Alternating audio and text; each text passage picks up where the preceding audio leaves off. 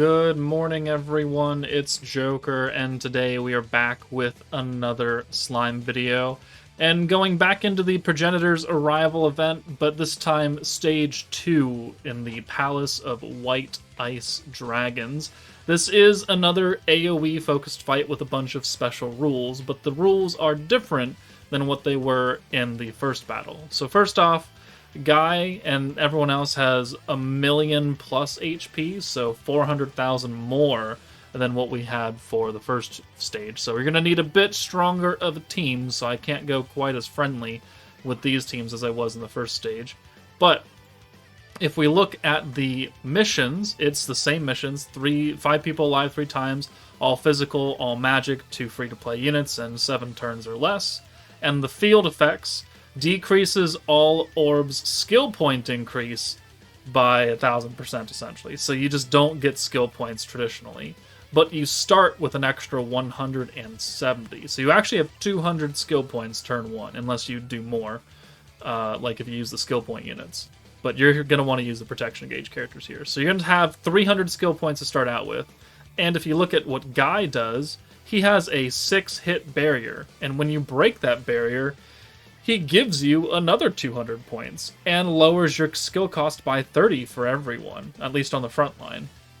So this is how you will get additional skill points, is by breaking Guy's barrier over and over again.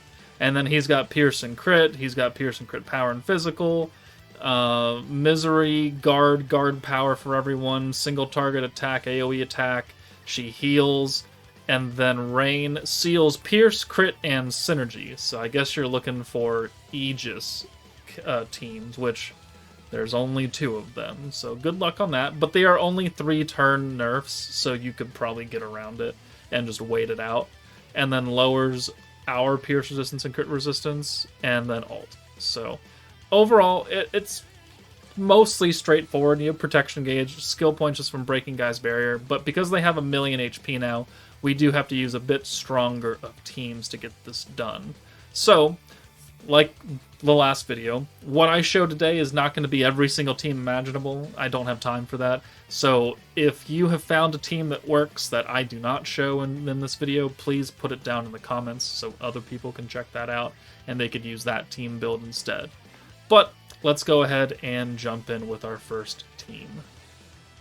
Alright, so the first team I have is going to be the Scourge Wielder team, the current meta. Elmizia, Masayuki, and then we've got the Space Masked Hero. You can get her out of random tickets or the tutorial multi probably. Free-to-play Kigali and Shion, and then we've got Warrior's Mind Violet.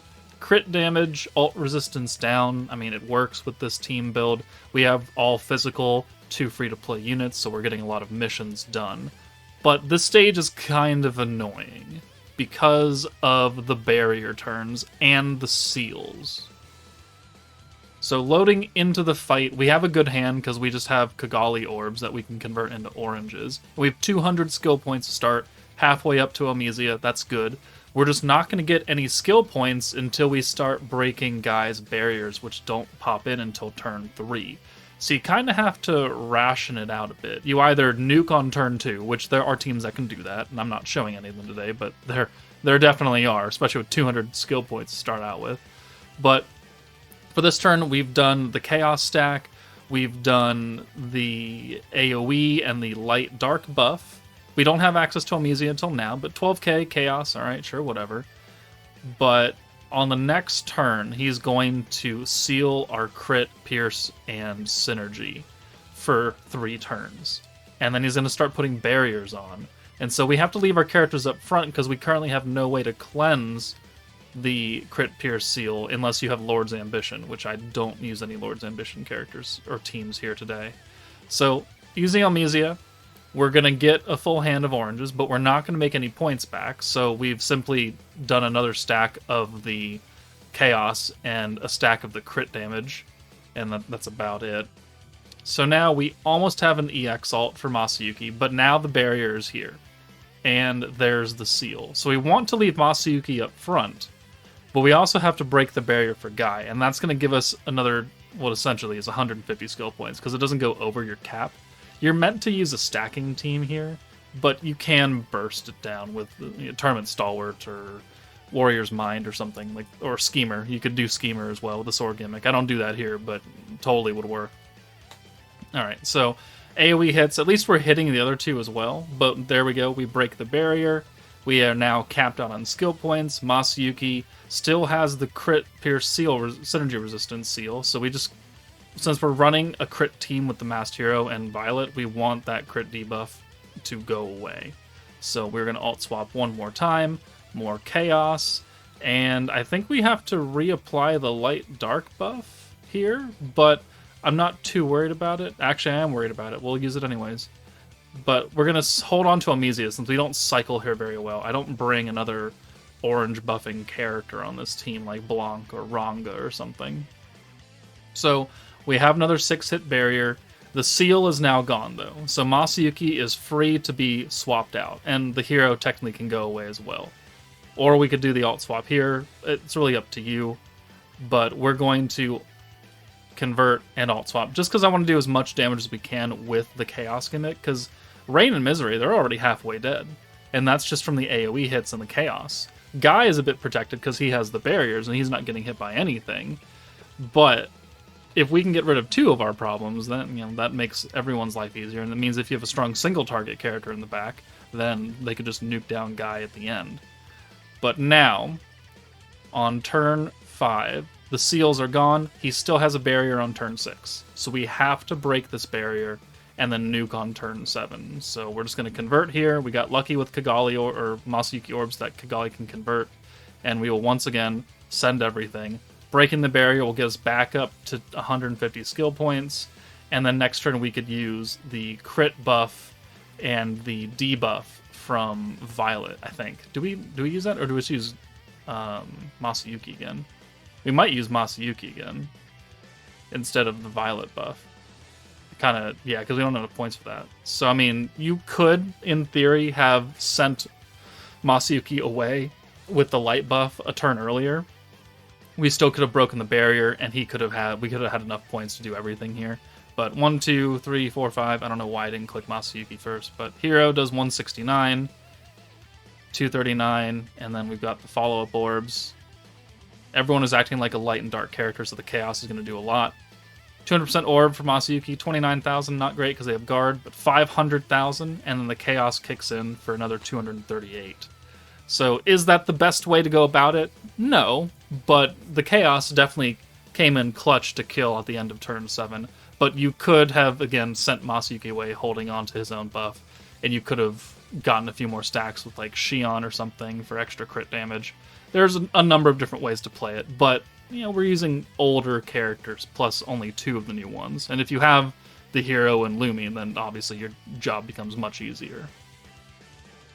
Alright, next is the Danmachi team. We've added the single green convert Heartscape just for funsies, but we've got Hestia, Shuna, free-to-play Sokka, and Traya. And then we've got Fern, which you could swap Fern out for any big-time buffing character. And then Ryu, again, because she is a really strong AoE character. Now, going into turn 1, we have 200 skill points. We don't have access to Hestia, so you kind of want to have a decent hand here. Because even while you can convert a lot, you want to hold on to some skills here, right? Some points. Hestia will give you 110 every single time you use her, so our skill points are not as big of an issue. And we're not using that many stacking skills here. Like, we don't have Ice and we don't have Bell. But, be conscious of your skill points. You can run out very quickly if you just blow your load, and then you won't have enough to convert. So, be mindful of it. But Ryu, because she's got the attack buff and the dark buff, and especially because we have Fern, we go to turn 7 again with this team. She does like 7 million damage, and you only need to do 1. So you really don't need to go that hard into it. You don't need that much power. Like, if you don't have Fern, like, okay, bring Visions of Coleus, Violet, or some other not as good support character, and Ryu will still probably wipe the fence. She'll probably wipe the fence without another buffing character, just with enough Hestia stacks, and maybe enough Sokka stacks for magic, plus her own wind and attack buff. She would probably do 1 million easily, but here we have no Ryu orbs whatsoever, 185 points, Now we're going to get the barrier again, we're going to get the seal, but we are not running a crit synergy pierce team anymore. We are just running like straight nuking team.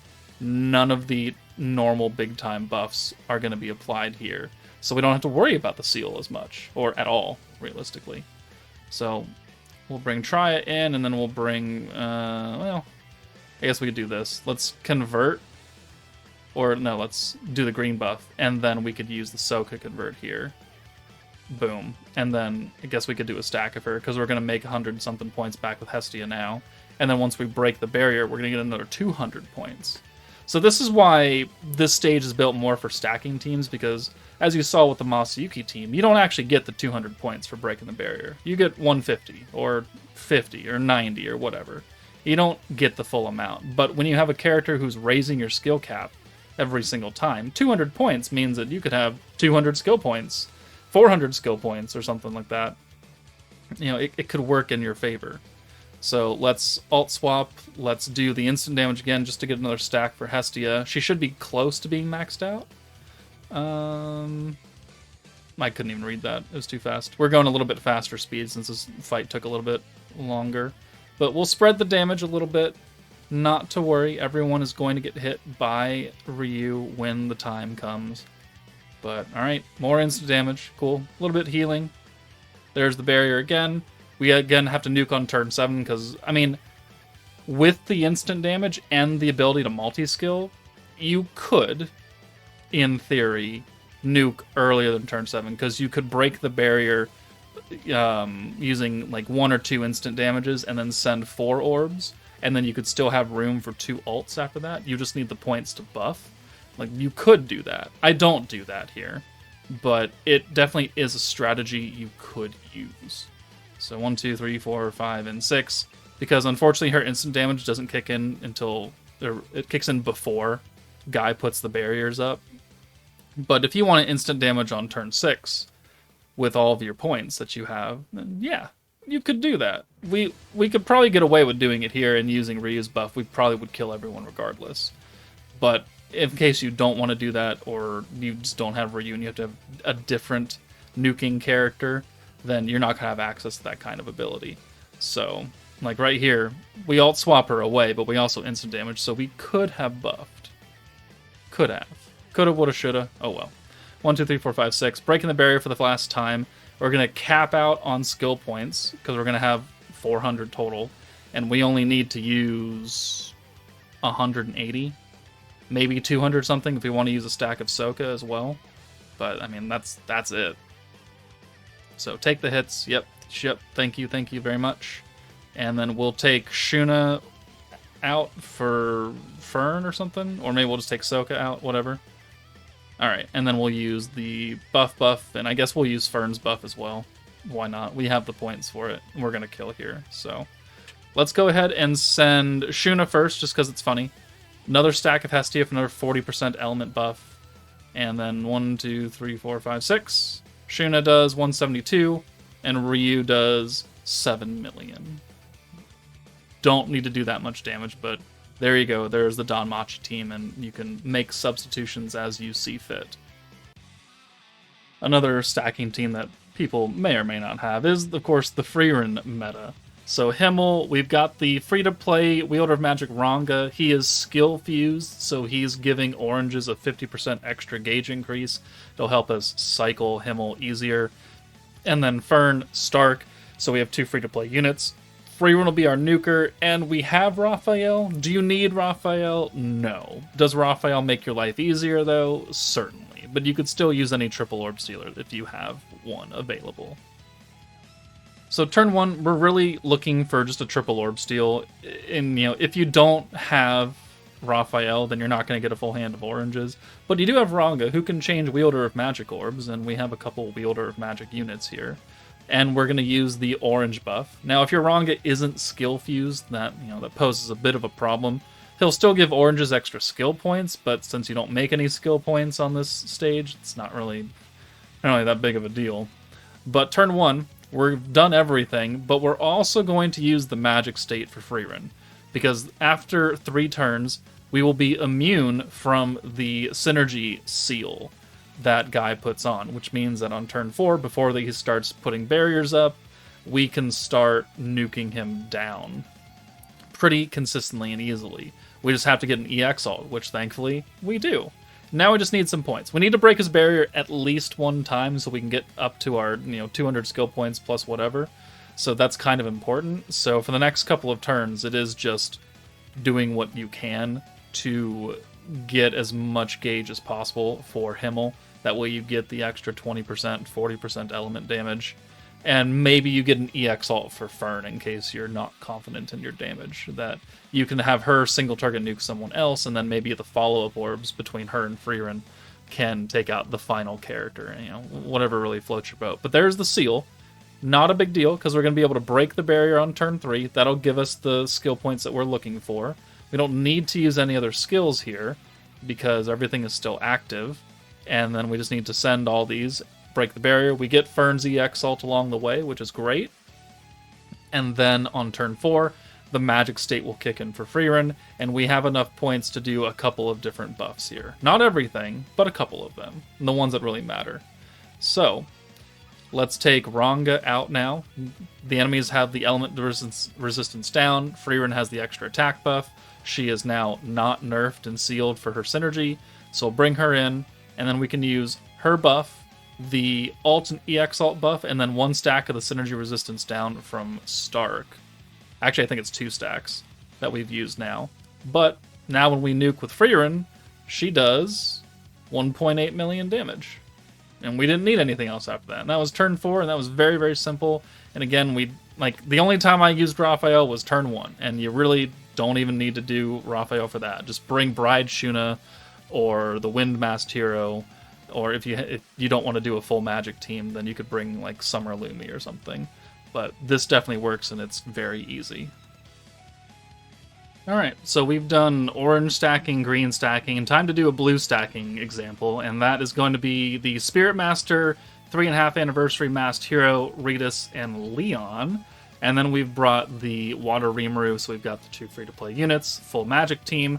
We've got VOC Violet for her converting, and the magic buff if we want to use it. And then we're going to nuke with Momiji from Ogre's Pride, because she's AoE, she's a stacking unit, so we can get the alt gauge increase and the healing. And she's got some fairly strong buffs on her for the Pierce and the synergy and synergy resistance down. And so she will definitely work as a magic AoE nuking character. The problem with this team is that Momiji is not the strongest thing in the world, so we're going to have to be in here for a while. And because the alt swapper we brought is Ritas, who only changes Earth orbs, means that Momiji you're going to have to get a bit lucky with her orbs. So this is not a perfect run. If you want to bring someone else instead of Ritas, like VOC Blanc or something that can guaranteed convert her to blue, then that would be probably very much preferable. Or you could bring instead of Violet, you bring the Ogre's Pride Shuna that came with her. You won't get anything out of her weakness strike buff, but at least you'll have a triple orb convert to blues. It might make your life a little bit easier. But we don't use Violet's magic buff here anyways, because we are getting it from the Masked Hero already every single time we stack with her, so we want to prioritize the other buffs from Leon, the alt and EX alt, and then Momiji's own personal buff, own buff skills. So those are more important than Violet. So if you have enough points for 3 of the 4 skills on this team, skip Violet. Use everything else. But Violet is also converting for us, so she is doing extra duty for us. But let's convert here. Momiji has an alt, but we want to get an EX alt. And without getting a lot of orbs for her, the only thing that we can rely on is the vitalization skill that we're getting from the Masked Hero when we use her. We get 50% extra alt gauge at the end of the turn. So we're going to have to bank on that. So for a number of turns in this fight specifically, we're sending 5 orbs maybe, never a full hand. So we're never actually getting up to our full skill cap by breaking Guy's barrier, because we just never break the barrier. So we sent the alt there just because I wanted to get it out of my hand. But now we need to start building it up again. We need to start getting orbs for her and getting her EX ult by turn 7, I think, is when you can nuke without any barriers and any synergy seal, which is why Momiji has to stay up front until turn 5, because we have to let the synergy seal run its course, because we kind of want to do that. And also the Pierce seal as well. Since we're using both Momiji's skills, it's Pierce rate and synergy rate, we want both of those. So we have to leave her up front, which is why we sent her all last turn. So now, we're almost there. Almost, but not quite. So let's take Violet out for Ritas. Alright, we can alt swap Leon and then convert with Leon, and that'll give us 5 blue orbs. Better than nothing. And then because we have Masked Hero, we could use it. And even though Momiji's not going to do a single damn thing on this turn, we're going to get that extra little bit of alt gauge for her, and then she'll be ready to go. The seal is gone, so she can go into the back after this turn, and we just have to spend turn 6 breaking the barrier to get another 200 skill points, and that will allow us to use some skills on turn 7. So the healing keeping us pretty alive. Rita's taking a little bit of damage, but she's free to play. So now Momiji is done. She's ready to go. Let's send her away for Rimuru. Sure, why not? And then we could do the alt swap and then the Rita's convert. And then we could send all 6 orbs against Guy, do a double stack of the hero just to get extra magic attack. And again, magic attack from the hero is why we're not prioritizing Violet's magic attack skill. It's always better to introduce a new buff instead of add to an existing one, especially when you have 40, 60, 80% of that already. But there's the barrier broken. Now we have 300 something skill points, 271, which is enough to use 3 skills. Not 4, 3. So we're going to get Leon's skill, and Leon has a butt ton of orbs, so he's just going to go away, I think. And actually, no. That was a different run. That was a failed run. Here, we're good here. So alt and EX alt damage applies to Momiji. Momiji can come in for Ritas, and then Violet can come in for Rimuru in case you need the extra alt. But now we'll use the 2 Momiji skills. Synergy and Synergy down, and then Pierce, and then Fire attack for Momiji. So she'll have a pretty strong personal buff there. So we'll send 1, 2, 3, 4, 5, 6, and Momiji does 1.2 million, which is just barely enough that what we need to do here. And if you don't have Spirit Master and you have like the actual Ogre's Pride meta, that will also work. You can bring Hakuro and Water Rimuru, I guess, if you want. But that would work as well. You just have to go to turn 8 to get the Pierce power. So blue stacking teams can get the job done. You just need a strong AoE nuking character to do 1 million damage plus. And the final team, because the rerun is here and people can get the free-to-play Shizu, we're going to use the free-to-play-ish version of the Reckoning team. So free-to-play Carrion you can get from the Flashback Shop. We've got almost a full magic team except for Lumi. You could swap her with like Trainee or something and you'd have a healer. You'd just lose an orb changer, but if you want to do a full magic, that's what you'd have to do. But Lumi has the heal. Diablo, technically you can get for free by using your free choice selector ticket to get him. He's got the multi-skill. I don't care about his synergy buff on this team. It's irrelevant. And then we've got 3 free-to-play units. Shizu, Eren, and Traya. So this team will work. It will kill, slowly but surely. Just have to get past the barrier. So if you don't know what the Reckoning team does, you are building up stacks of the ability using Shizu's skills and by healing when you have Carrion activated. And every time you get a stack after turn 5, you're going to do like 50% of your attack in damage. And if you get up to 30, 40 stacks, you're going to be doing a couple million damage across the board. But it only activates after turn 5. So you have to get to turn 5 first. And turn 5 has barriers. So you got to break the barrier. You got to wait for Guy to not have barriers anymore.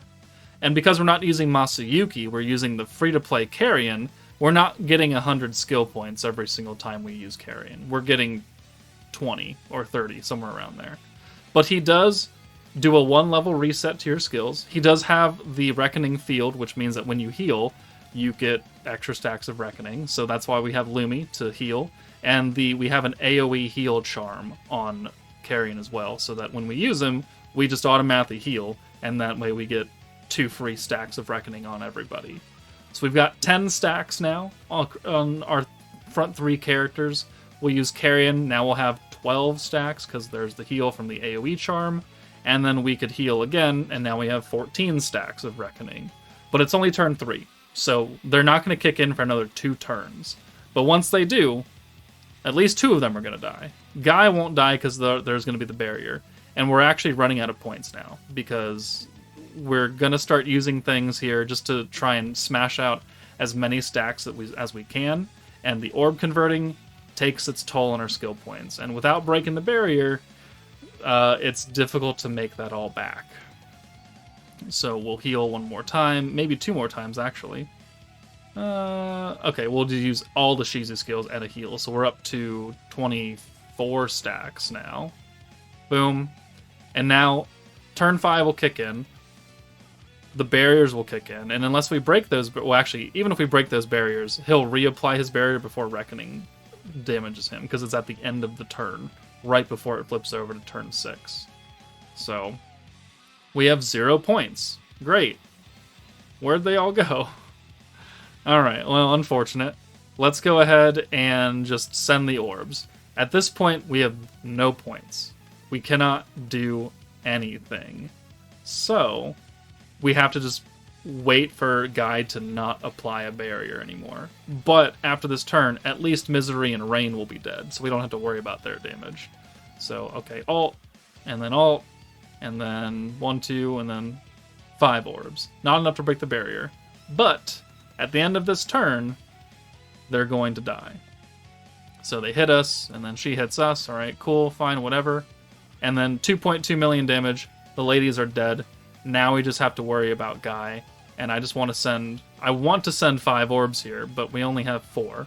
So we have to wait until the end of turn 7 for Guy to actually die. Because the barrier's broken now. Alright, we're back up on skill points, but don't really need to do anything. We know that we're going to do like 2.2 million damage. So you could heal, you could do skills, but he has not applied a barrier, which means he is dead after he's done hitting us. And there you go. So the free-to-play Reckoning team, obviously if you have more of the Reckoning premium characters, your job becomes a lot easier. But those are the 5 teams I have for you today. Again, there are many, many more teams that can do this, so if you've used something else that I didn't show, please put it down in the comments so other people can check that out. But that's it from me. Take it easy, and I'll see you all later.